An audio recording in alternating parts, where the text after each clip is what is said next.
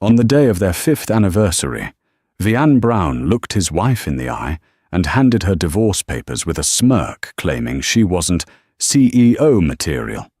He saw her darned socks and frugality as signs of failure, completely blind to the reality that the woman sitting across from him was the secret sole heir to the Sinclair banking dynasty.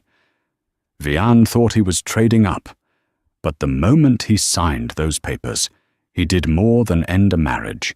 He declared war on the only financial lifeline he had.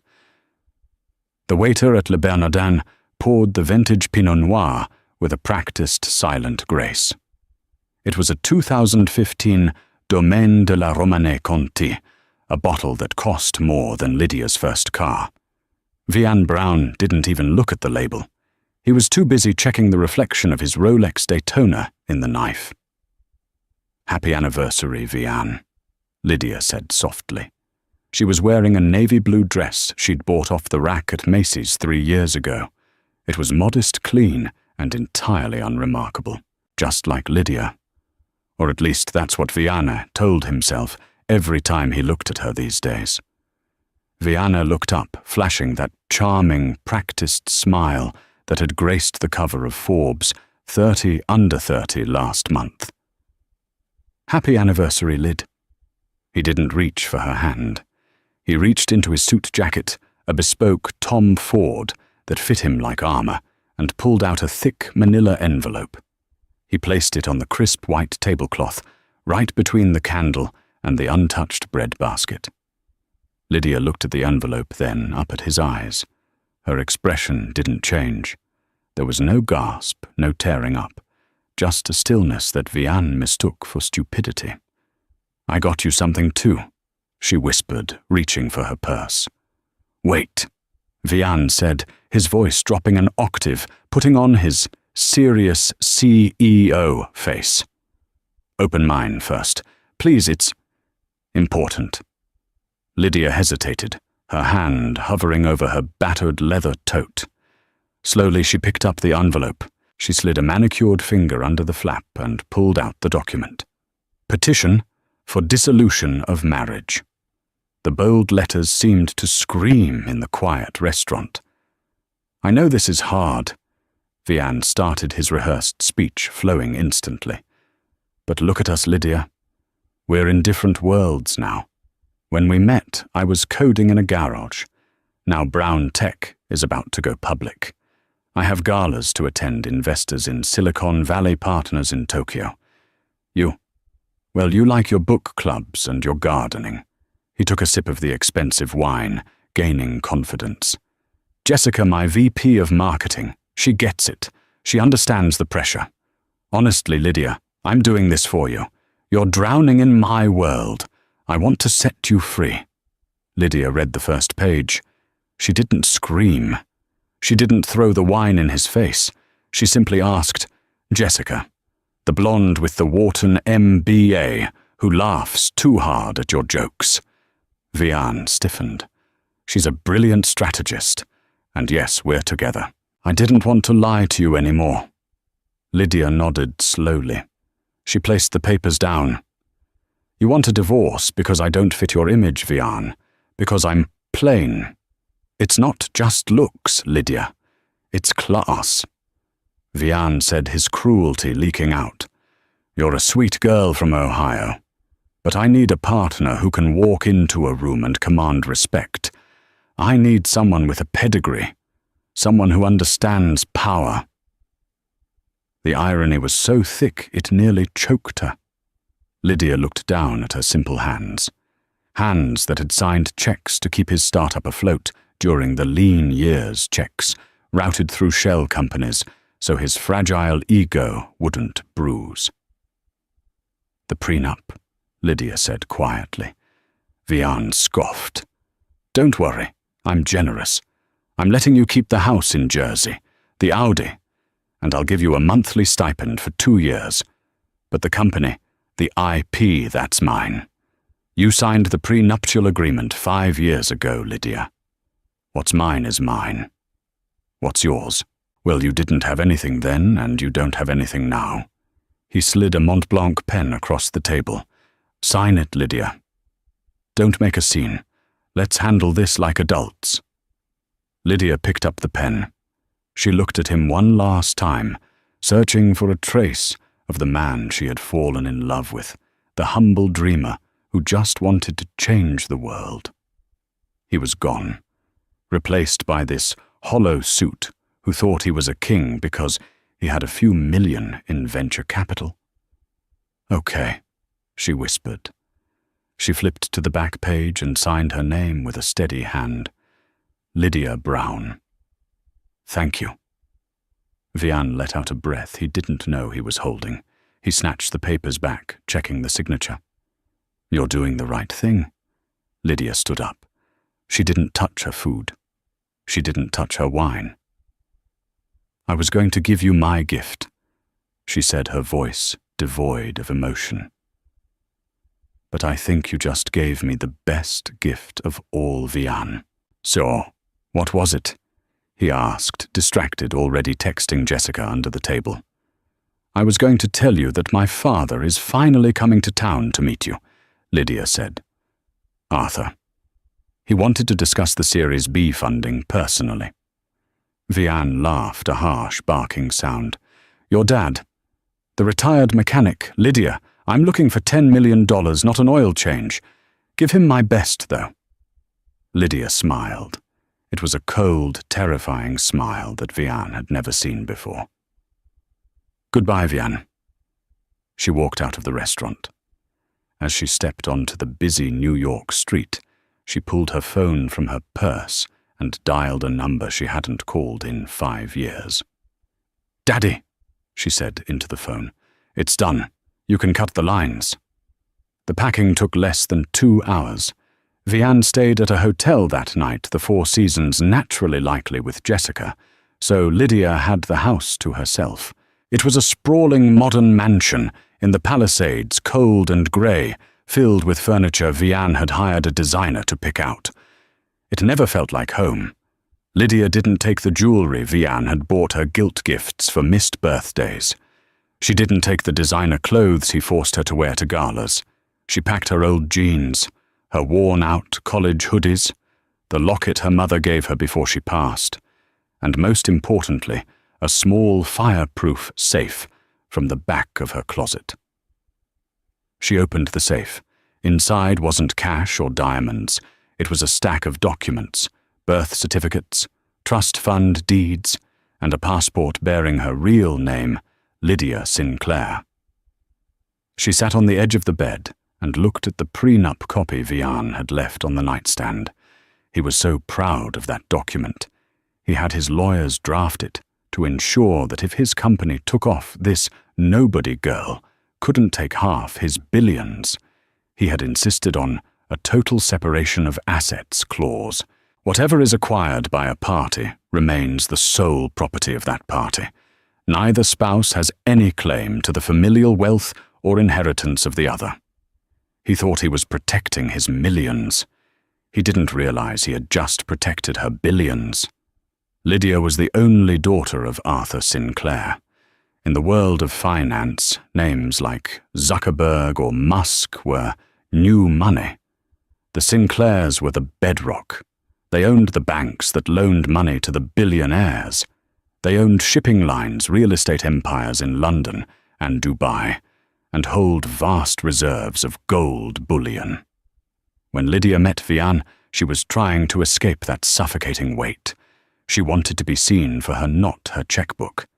So she became Lydia Smith. She lived simply. She fell in love with a struggling coder. And when he couldn't make payroll 3 years ago, it was Lydia who called her father's private asset manager. "Buy his debt," she had told the manager. "Route it through a shell company in the Caymans, or call it Apex Ventures. Make sure he never knows it's me." For 3 years, Apex Ventures had been the silent hand feeding brown tech. Lydia zipped up her duffel bag. Her phone buzzed. It was a text from Vian. "Vian, I'll send the movers for the furniture next week. Please be out by noon tomorrow." Jessica wants to measure for drapes. Lydia didn't reply. She walked out to the driveway. She didn't take the Audi. Instead, a black Lincoln Navigator with tinted windows was waiting at the curb. A man in a dark suit stepped out and opened the back door. "Good evening, Ms. Sinclair," the driver said, bowing his head slightly. "Your father is waiting at the airstrip. The jet is fueled." "Thank you, James," Lydia said, sliding into the leather interior. "Where to after the meeting with your father, Mum?" Lydia looked back at the house one last time. The house where she had tried to build a normal life. The house where she had been told she wasn't enough. "The Hamptons estate," she said, "and James, call the legal team at Harrington and Associates. Tell them I want to activate the clean slate protocol regarding Brown Tech." "Immediately, Mum." As the car pulled away, Lydia didn't cry. The plain housewife was gone. The Empress had returned. 1 week later, Vian Brown walked into the Brown Tech headquarters like he owned the building, which technically he felt he did. The divorce was moving smoothly.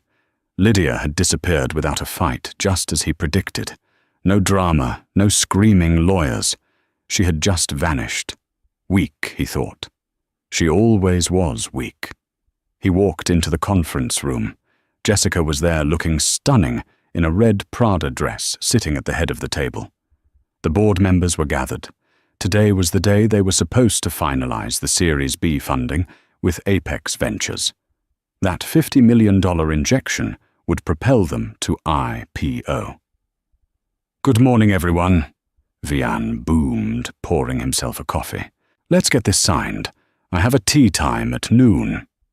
"Vian," said heavy-set man, the CFO, looking pale. "We have a problem." Vian paused. "What problem did the servers crash?" "It's Apex Ventures." The CFO said, his hands shaking as he held a tablet. "They pulled out." The room went silent.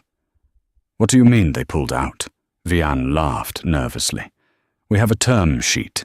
It's a formality. They didn't just pull out of the Series B, Vian. They called in their loans." Vian froze. "Loans? What loans?" "The bridge financing from 3 years ago, the operating capital from last year, the emergency line of credit from last month." The CFO was sweating now. "Apex Ventures holds 80% of our debt. The terms stated that the debt was callable at will by the creditor. We all signed it because we were desperate and they were friendly." "They can't call it all at once." Vian slammed his fist on the table. "That's $20 million. We don't have that cash on hand. They gave us a deadline."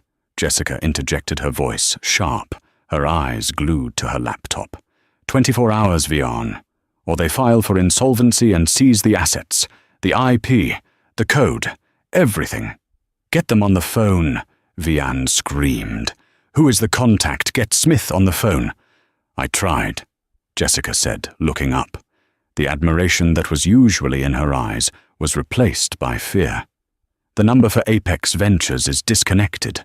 All inquiries are being routed to a law firm." "Which firm?" "Harrington and Associates," the CFO whispered. Vian felt the blood drain from his face. Harrington and Associates wasn't just a law firm. They were the pit bulls of Wall Street. They represented the royal family oil tycoons and the Sinclairs. "Why would Harrington be involved with a Cayman shell company?" Vian muttered. "There's more," Jessica said, standing up. "We just lost the cloud server contract." "What?" Vian spun around. "That's our biggest revenue stream. The client sent a termination notice this morning, effective immediately. They cited instability in leadership." "I am the leadership," Vian roared. "I am the most stable CEO in this sector." "Vian," Jessica said, her voice trembling. "The client who cancelled. It's Sinclair Maritime, the global shipping giant." Vian stopped. The name rang a bell. "Sinclair. Your dad, the retired mechanic." He remembered Lydia's words at the restaurant. My father, Arthur, wanted to discuss the Series B funding. No, it was impossible. Lydia was Lydia Smith. Her dad fixed cars in Dayton, Ohio. He had seen photos of him in greasy coveralls. It's a coincidence, Vian said, wiping sweat from his forehead. Lots of people are named Sinclair. Okay, look, we fix this. We need a new investor. Fast. Who? The CFO asked. Apex has flagged us as high risk. No bank will touch us. Ethan Caldwell, Vian said. The room groaned. Ethan Caldwell was a shark, a corporate raider. He bought distressed companies, stripped them for parts, and left the carcasses to rot. He was also Vian's sworn enemy from business school. He's the only one with liquid cash who moves fast enough, Vian said, buttoning his jacket. I'll go to him. I'll offer him equity, a lot of it. We just need to survive the week. Vian, if you go to Caldwell, he will eat you alive, Jessica warned. I don't have a choice, Vian snapped at her. Unless you have $20 million in your Prada bag, Jessica, shut up and let me handle this. Jessica's eyes narrowed, the first crack in the paradise. Vian stormed out of the office. He grabbed his phone and dialed Ethan Caldwell's number. It rang twice. Well, Ethan's smooth, mocking voice answered. Vian Brown, to what do I owe the pleasure? Finally decided to sell me that algorithm. I need a meeting, Ethan. Tonight? Vian said, trying to sound authoritative, but sounding desperate. Tonight, I'm afraid I'm busy, Ethan drawled. There is a private gala at the Metropolitan Museum, the Sinclair Foundation Charity Ball, very exclusive, but I suppose I could get you a guest pass, if you're willing to beg. Vian gritted his teeth. I'll be there. Good. Wear a tuxedo, Vian, and try not to look so bankrupt. See you at 8. Vian hung up. He hailed a cab, his mind racing. He had to charm Ethan. He had to secure the money. He didn't know that he was walking into a lion's den. And he certainly didn't expect that the lion tamer would be the woman he just divorced. The Metropolitan Museum of Art was transformed into a fortress of light and glass. A red carpet, thicker and plusher than the one at the Oscars, stretched up the iconic stairs, flanked by velvet ropes and photographers whose flashbulbs popped like distant lightning. Vian stepped out of his Uber Black. He couldn't secure a limo on such short notice, and adjusted his tuxedo. It was the same tux he wore to his wedding, though he'd never admit that to anyone. He felt small. Usually Vian Brown walked into a room and owned it. But here he was, a minnow in a tank of megalodons. He scanned the crowd. He saw a senator from New York laughing with a tech giant from Silicon Valley. He saw an oil baroness clinking glasses with a royal duke. This was old money, the kind of money that didn't yell. It whispered, and empires crumbled. Vian, over here. Ethan Caldwell was standing near a massive Egyptian statue, holding a glass of amber liquid. Ethan looked effortless. While Vian was sweating through his starch, Ethan looked like he was born in a tuxedo. Ethan, Vian said, rushing over, extending a hand. Thank you for getting me in. We need to talk numbers. Ethan didn't shake his hand. He just smiled, a cruel curl of the lip. Relax, Brown. Drink first. Business later. Besides, you haven't seen the main event yet. I don't care about the event, Vian hissed, leaning in. I need $20 million by tomorrow morning. I'll give you 15% equity in Brown Tech. Ethan laughed loud enough that heads turned. 15% Vian by tomorrow morning. Your company won't be worth the paper the stock certificates are printed on. I hear Apex Ventures is foreclosing. Vian froze. How do you know that? Everyone knows. Ethan swirled his drink. Bad news travels fast in this room. You're radioactive, my friend. But I might be persuaded to buy your debt for 60% equity and full board control. 60%. That's robbery, Vian choked. That's mercy, Ethan countered. Take it or leave it. But hush now. The hosts are arriving. The lights in the great hall dimmed. A hush fell over the hundreds of guests.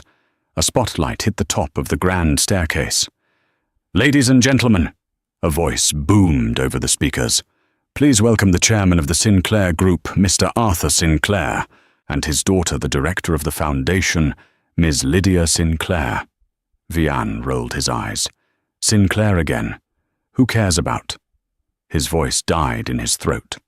At the top of the stairs stood an older man, with silver hair and a jawline like granite, wearing a tuxedo that probably cost more than Vian's house. But Vian didn't look at him. He looked at the woman on his arm. It was Lydia. But it wasn't his Lydia. It wasn't the woman in the sensible sweaters and the messy bun. This woman was a vision. She wore a gown of shimmering emerald silk that hugged every curve, dripping with diamonds that caught the spotlight and threw rainbows across the room. Her hair was a cascading wave of gold, her posture, regal, her face, painted with a confidence that Vian had never seen. She didn't look down at her feet. She looked out at the crowd like she owned them. That's Lydia, Vian whispered, his brain misfiring. That's my wife. Ethan Caldwell leaned in his breath, smelling of expensive scotch. Correction, Vian. That's your ex-wife. And that is Lydia Sinclair, the sole heir to the Sinclair banking fortune. Did you really not know? Vian felt the room spin. The Sinclair from the bank documents. The Sinclair from the shipping company that just cancelled his contract. Lydia. She said her dad was a mechanic. Vian stammered, his legs feeling like jelly. He likes to restore vintage Ferraris. Ethan chuckled. It's a hobby. He spends his weekends in Greece, but during the week he moves nations. Vian watched as Lydia descended the stairs. The crowd parted for her like the Red Sea. Billionaires bowed their heads. Celebrities reached out just to touch her hand. She moved with a grace that was terrifying. She reached the bottom of the stairs and stopped scanning the room. Her eyes locked onto Vian's. For a second, the room disappeared. It was just the two of them. Vian expected her to look away, to be embarrassed, or perhaps sad. Instead, she smiled. It wasn't a warm smile. It was the smile of a predator recognizing wounded prey. She whispered something to her father, and Arthur Sinclair's gaze snapped to Vian. The older man's eyes were cold enough to freeze hell. Oh, God, Vian whispered. Go say hello. Ethan pushed him forward. It's rude to ignore family. Vian stumbled forward, propelled by a mix of shock and a desperate, frantic need to salvage the situation. His brain was running a mile a minute, rewriting history. She's rich. She's powerful. I can fix this. We're not technically divorced yet. The papers. Did the judge sign them? He pushed through a group of Japanese investors, ignoring their annoyed glares, and planted himself right in Lydia's path. Lydia, he called out, his voice cracking slightly. The music seemed to stop. The circle of elites surrounding her fell silent, sensing blood in the water. Lydia turned slowly. Up close, she was breathtaking and intimidating. The necklace she wore, a cascade of sapphires, was likely worth more than the Series B funding he was begging for. Vian, she said. Her voice was cool, smooth, stripped of the warmth she used to reserve for him. I didn't expect to see you here. This is a charity event. Usually you only attend things that benefit you. Lydia, what is this? Vian gestured wildly at her dress, the room her father. You. Why didn't you tell me? Tell you what? She asked innocently. That my family has money. Would it have mattered? Vian. Would you have loved me more? Vian faltered. We're partners, Lydia. Secrets Secrets destroy marriages. No, Vian. Contempt destroys marriages, she corrected him. And you had plenty of that. You told me I wasn't CEO material. You told me I didn't understand power. She took a step closer, her heels clicking on the marble floor. She towered over him, not in height, but in presence. Do I look like CEO material now? Lydia, please. Vian lowered his voice, trying to deploy his famous charm. He reached for her hand, but a large, heavy hand clamped onto his shoulder, stopping him dead. It was Arthur Sinclair. The grip was like iron. This wasn't the grip of a soft banker. It was the grip of a man who worked with his hands. I believe the lady has finished speaking with you, Arthur rumbled. His voice was deep, gravelly, and terrifying. Vian looked at the man he had mocked just days ago. Arthur, Mr. Sinclair, there's been a misunderstanding. I have the utmost respect for your daughter. Respect? Arthur laughed, a short, sharp sound. I saw the divorce papers, son. I saw the stipend you offered her. $2,000 a month. My daughter spends that on flower arrangements. I didn't know, Vian pleaded. She told me you were a mechanic. I am, Arthur said, a dangerous glint in his eye.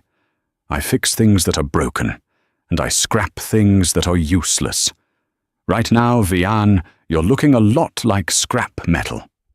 Vian pulled away from the grip, straightening his jacket, trying to regain some dignity. Look, this is personal, but business is business.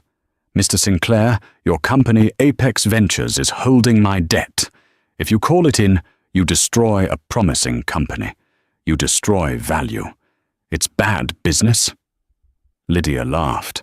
It was a genuine, amused laugh that cut Vian deeper than any insult. Oh, Vian. She shook her head. You still don't get it. Apex Ventures wasn't an investment fund. It was a piggy bank. My piggy bank. Vian blinked. What? I authorized every loan. Lydia revealed her eyes, dancing with triumph.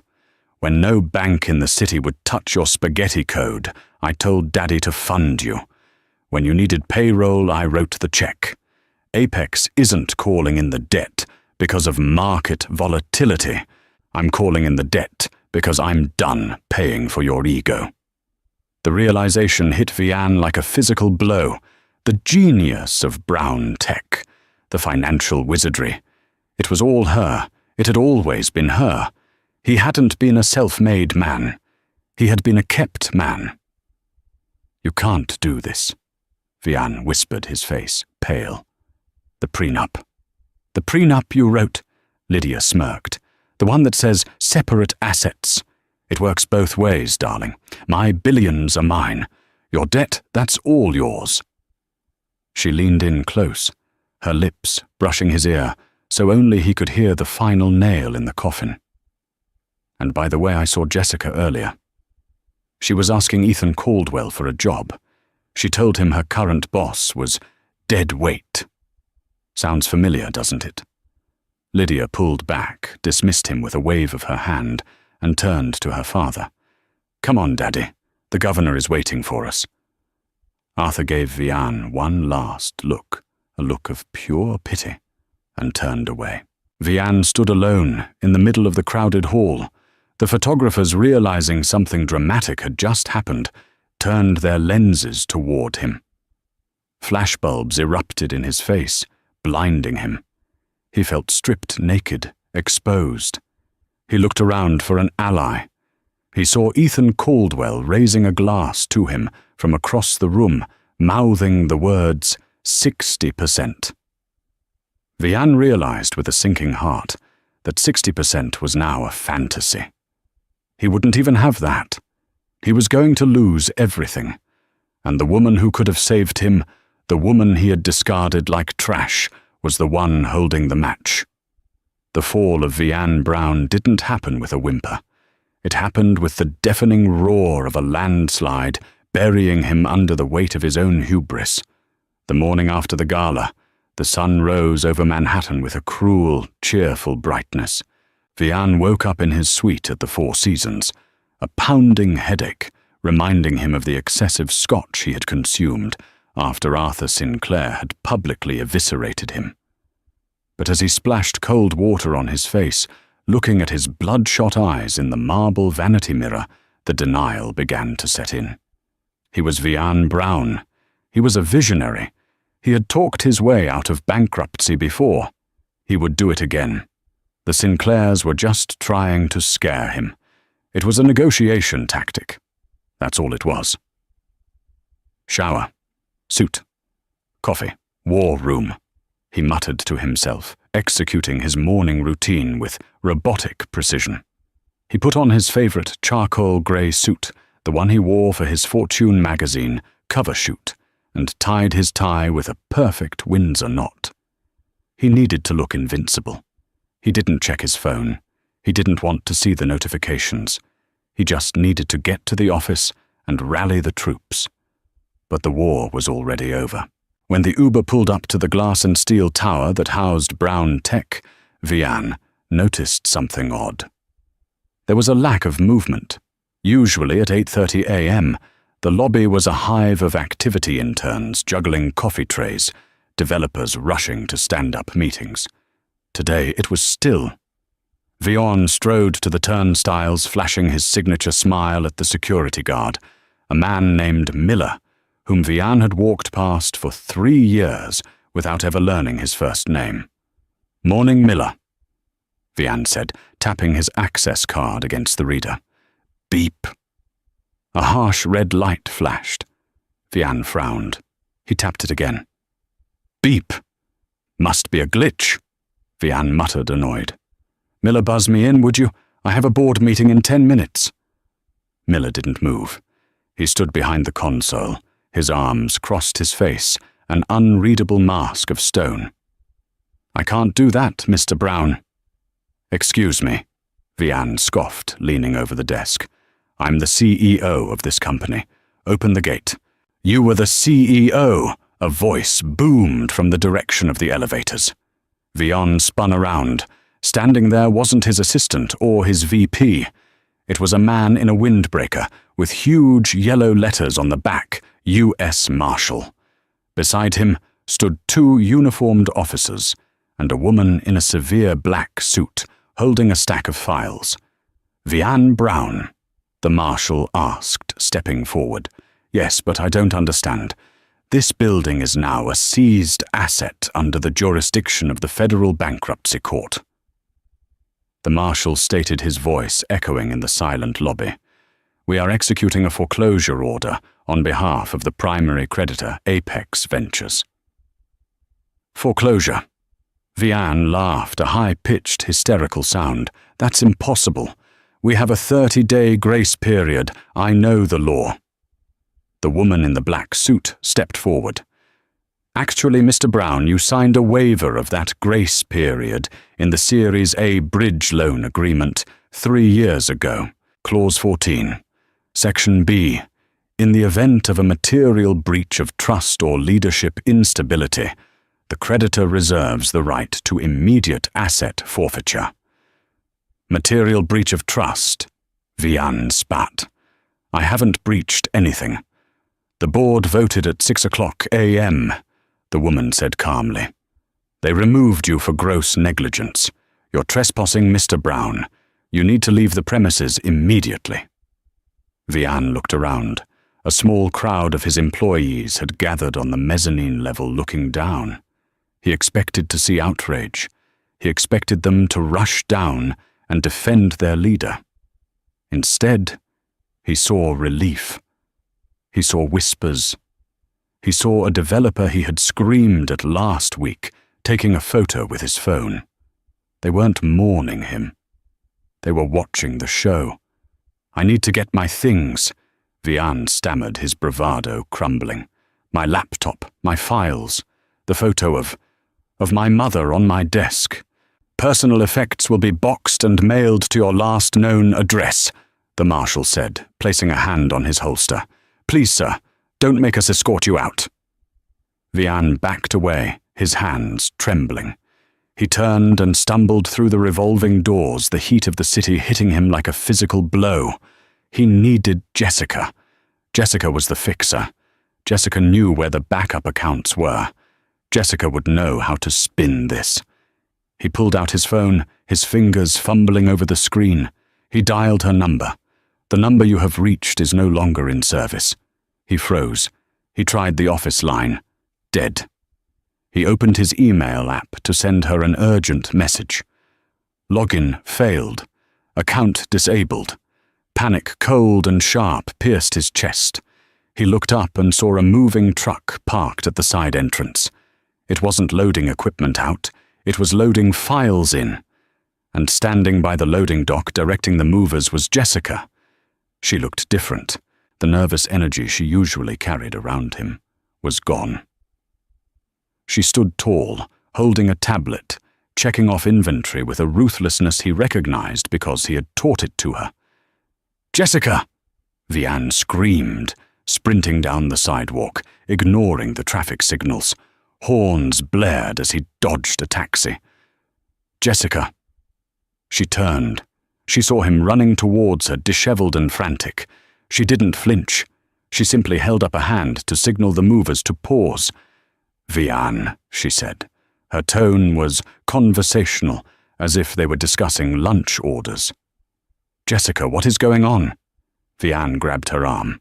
"They locked me out. The marshals are there. We need to activate the Cayman accounts.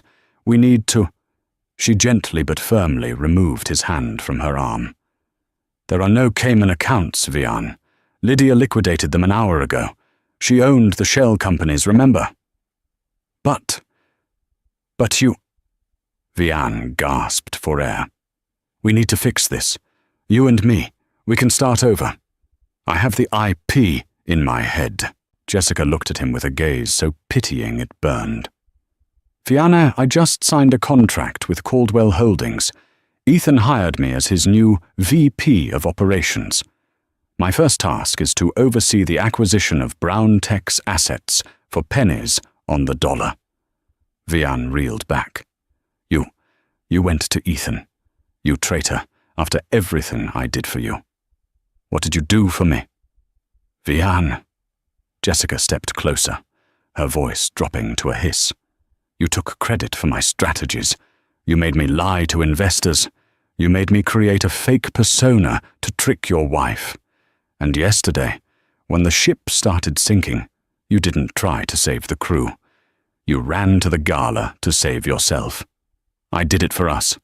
"There was never an us," she said coldly. "There was just you and the people you used. I'm done being used. Oh, and Vian." She reached into her bag and pulled out a small white envelope. "This was left for you at the front desk. I figured I'd save the postage." She shoved the envelope into his chest. "Goodbye, Vian. Try not to make a scene. It's bad for the brand." She turned her back on him and walked into the building, his building leaving him standing in the exhaust fumes of the truck. Vian tore open the envelope. It was a letter from his bank. Notice of insufficient funds. He checked his banking app. He stared at the screen, unable to comprehend the numbers. Checking minus $4,200. Overdraft savings, $0. Investment portfolio frozen by court order. "No," he whispered. "No, no, no." He was thirsty. His throat felt like sandpaper. He walked into a nearby Starbucks, dazed. He ordered a black coffee, his hand shaking as he tapped his platinum credit card against the reader. Declined. "Try it again," he snapped at the barista.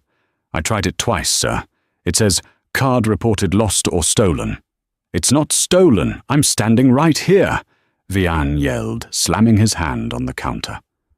The shop went quiet. People stared. The great Vian Brown fighting with a teenager over a $3 coffee.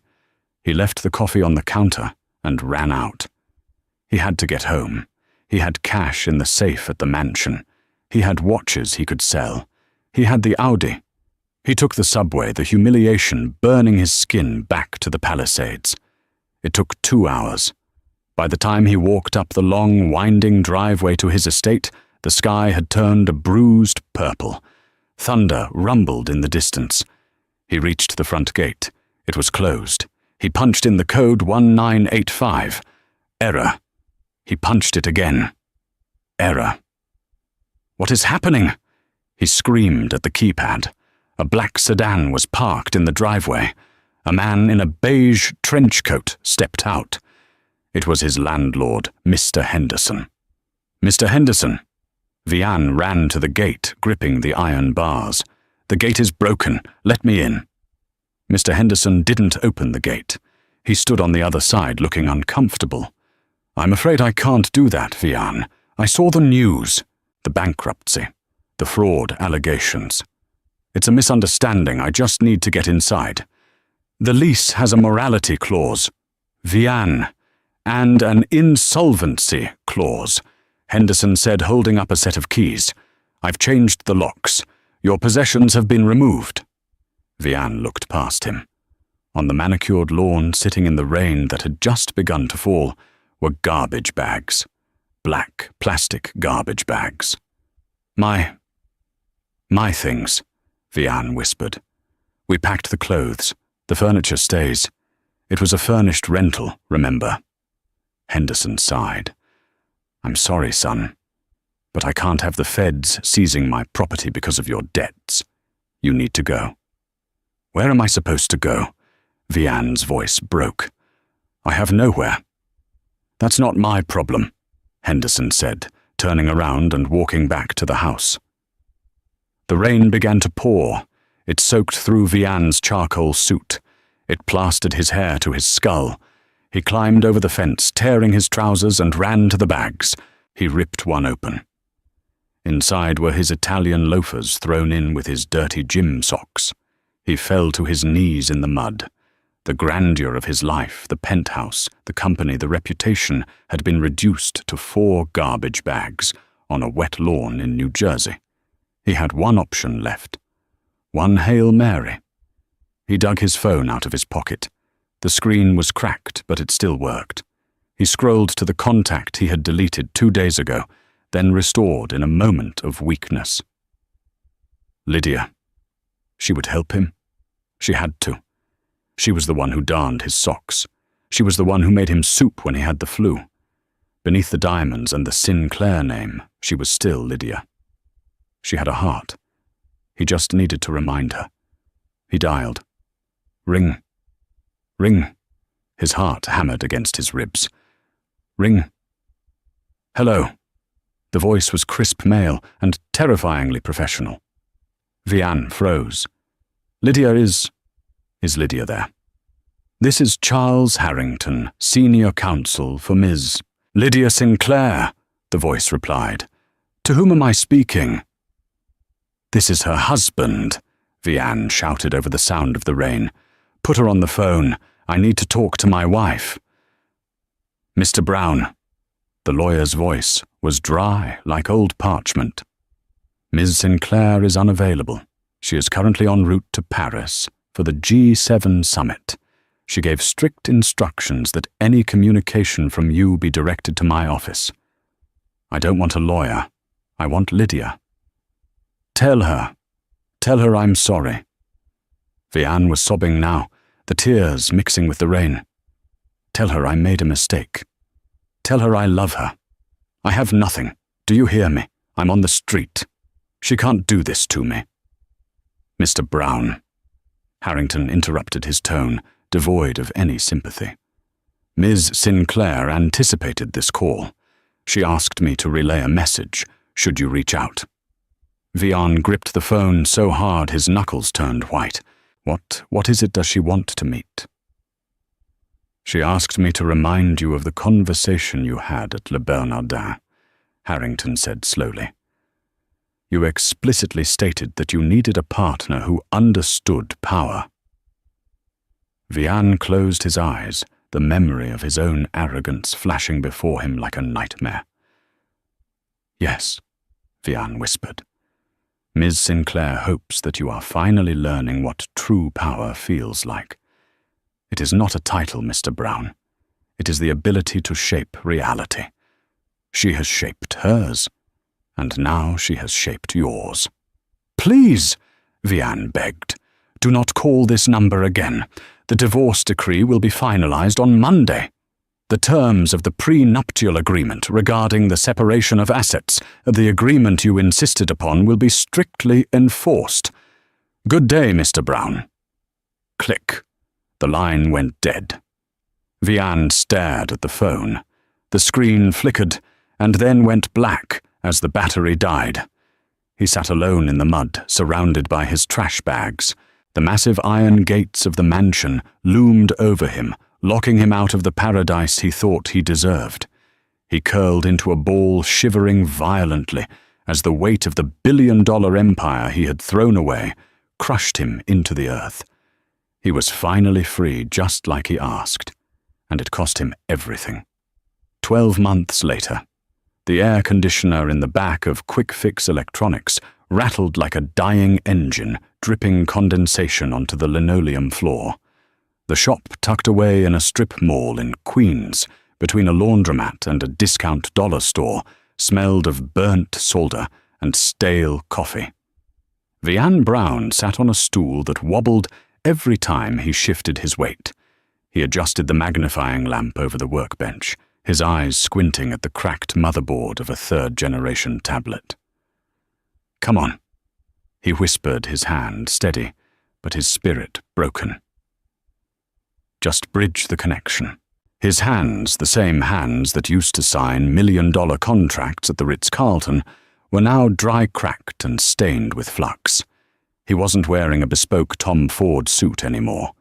He was wearing a polyester blue polo shirt that was a size too big, with a name tag pinned crookedly to the chest, Vian, Service Tech. The bell above the door chimed a harsh electronic ding that made Vian flinch. "Hey, anyone working here?" a voice shouted from the front. Vian sighed, putting down his soldering iron. He wiped his hands on a rag and walked to the front counter. Standing there was a young man in his mid-20s. He was wearing a fitted navy suit, a shiny watch that looked expensive, but was probably a knockoff, and he was tapping his foot impatiently. He was holding a laptop like it was a piece of trash he wanted to be rid of.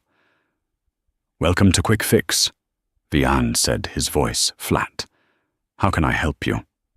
"I need this screen replaced. Yesterday." The young man snapped, tossing the laptop onto the glass counter. "And don't give me the 3 to 5 business days crap. I have a pitch meeting with investors in 2 hours. I need it done now." Vian looked at the kid. He saw the arrogance in the set of his jaw. He saw the way he looked past Vian, as if the person behind the counter was just a piece of furniture. It was like looking in a time mirror. This was Vian 5 years ago. "I can do an expedited service," Vian said quietly, "but there's a $50 rush fee." $50, the kid scoffed. "Do you know who I am? I'm the founder of Streamline. We're disrupting the logistics sector. I shouldn't be paying rush fees to a strip mall repair shop." Vian felt a flicker of the old anger, the old ego trying to ignite. He wanted to tell this kid that he had lost more money in a single afternoon than Streamline would ever make. He wanted to scream that he used to own the building this kid probably rented an office in. But he didn't. He couldn't afford to get fired. His rent for the basement studio apartment was due on Friday. "It's store policy, sir," Vian said, lowering his head. $50. The kid rolled his eyes and slapped a credit card on the counter. "Fine, just hurry up and get me a coffee while you're at it. Black." "We don't sell coffee, sir." "Ugh, useless." The kid turned away, pulling out his phone to scream at someone on a call. Vian took the laptop to the back. As he worked, replacing the screen with practiced mechanical movements, his eyes drifted to the small, dust-covered television mounted in the corner of the workshop. It was usually tuned to sports, but today the shop owner had left it on the global news network. The breaking news banner flashed in urgent red live from Geneva UN Global Summit. And now, the news anchor's voice cut through the static. "We go live to the keynote address from the year's most influential business figure." She has single-handedly restructured the global banking approach to sustainable energy. Please welcome the CEO of the Sinclair Group, Lydia Sinclair. Vian froze. The screwdriver slipped from his fingers and clattered onto the desk. He walked toward the TV like a moth to a flame. There she was, Lydia. She looked magnificent. She was standing at a podium emblazoned with the United Nations crest. She wore a white suit that radiated power, cut sharp and clean. Her hair, which she used to wear in a messy bun while she gardened, was now styled in elegant waves. But it was her eyes that stopped Vian's heart. They were clear, fierce, and undeniably happy. She wasn't just surviving. She was thriving on a level he had never even comprehended. We cannot build a future on debt and ego. Lydia spoke into the microphone, her voice steady and commanding. True value comes from stability, from patience, from nurturing what is real rather than chasing what is shiny. The camera panned out to show the audience. World leaders, tech billionaires, royalty. They were all leaning forward, listening to her. Listening to the woman Vian had told was not CEO material. She's amazing, isn't she? Vian jumped. He hadn't realized his boss, an older man named Sal, had come up behind him. Yeah, Vian whispered, his throat tight. She is. They say she's going to be the first trillionaire who gives it all away. Sal chewed on his toothpick. And see that guy next to her, the tall one? Vian looked. Standing just behind Lydia, applauding as she finished her speech, was a man. He was tall with broad shoulders and a kind, intelligent face. He wasn't wearing a flashy suit. He looked like a professor. That's Dr. Aris Thorne, Sal said. Nobel Prize winner. Physicist. I read in the paper they just got engaged. He looks at her like she hung the moon, doesn't he? Vian watched as Lydia stepped back from the podium. Dr. Thorne reached out, and she took his hand. It wasn't a showy public display of ownership. It was a gentle, reassuring clasp. He whispered something in her ear, and Lydia threw her head back and laughed, a genuine, joyous sound that Vian realized with a sickening jolt he had never made her do. He had bought her jewelry, he had bought her cars, but he had never made her laugh like that. Hey, tech guy, is my laptop done? The shout from the front counter broke the spell. Vian looked back at the TV one last time. Lydia was waving to the crowd, the diamond on her finger, catching the light, not a gaudy rock like the one he had given her to show off his wealth, but something elegant, timeless. Yeah, Vian muttered. It's done. He walked back to the front and slid the laptop across the counter. The young entrepreneur grabbed it, checked the screen, and grunted. About time. He pulled 2 crumpled dollar bills from his pocket and tossed them at Vian. Here, for your trouble. Buy yourself a clue. The kid stormed out, the bell chiming cheerfully behind him. Vian stood alone in the silence of the shop. He looked down at the $2. It wasn't even enough for a subway fare. He looked at his reflection in the glass counter. The lines around his eyes were deeper. His hair was thinning. He looked tired. He looked exactly like what he was, a man who had held the world in his hands and dropped it because he wanted to see if it would bounce. It didn't bounce. It shattered. He picked up the $2 and put them in the tip jar. Then he picked up his rag and started wiping the counter, scrubbing away the fingerprints of the man he used to be. On the TV, the applause for Lydia Sinclair was still going. It sounded like rain. Happy anniversary, Lydia, Vian whispered to the empty room. Damn. That hits hard, doesn't it? Vian Brown spent his whole life climbing the ladder only to realize he had placed it against the wrong wall. He threw away a diamond because he was too busy looking for glitter. He wanted a wife who understood power, and ironically, he got exactly what he asked for. She used her power to show him his place. This story isn't just about money or divorce, it's about value. It's about recognizing the people in your life who support you before they're gone. Vian learned the hard way that the grass isn't greener on the other side. It's greener where you water it. And he let his garden die. What do you think? Did Vian deserve that level of punishment? Or was Lydia too harsh? I want to hear your take. Drop a comment below. I read the first 500 comments. If you enjoyed this roller coaster of karma and revenge, please smash that like button, share this video with a friend who loves drama, and hit subscribe with the notification bell on. I've got an even crazier story coming next week about a cheating husband and a winning lottery ticket that you do not want to miss. Thanks for watching, and remember, treat people right, or you might just end up fixing their laptops.